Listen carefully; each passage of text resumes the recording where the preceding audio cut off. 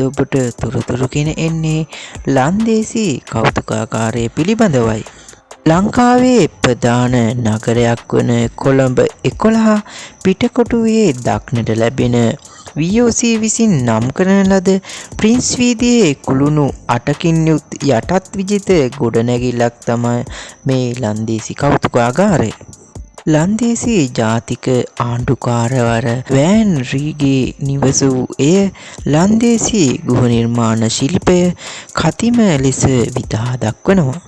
අදටත් පිටකොටුවේ සමහර වීදි මැලිබන්, ලේන්කාන්, කීසර්, වේල්ල සහ ප්‍රින්ස් වීදි ලන්දේසි මුල් නමින්ම හඳුන්වනු ලබනවා. මෙම ගොඩනැගිල්ල 1696 සිට 1796 දක්වා පූජ්‍ය පක්ෂය සහ පාසල් ගුරුවරුන් සඳහා පුහුණු ආයතනයක් ලෙස ක්‍රියාත්මක වී තිබෙනවා.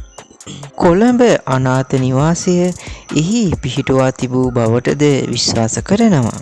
අවද 1803 ඉංග්‍රීසි ජාතිකයින් හා උඩරටත් සමග ඇති වූ ගැටුම් හේතුවෙන් රෝහලක් ලෙසද මේ භාවිතා කරන තිබෙන බව පවසනවා. 1932 සිට පිටකොටුව තැපැල් කාර්යාලය එම පරිශ්‍රය අත්පත් කරගෙන තිබී ඇත. එමෙන්ම 1971 තද මෝසම් වැසි හේතුවෙන් මෙහි පැතිබැම්මක් කඩා වැටී තිබේ.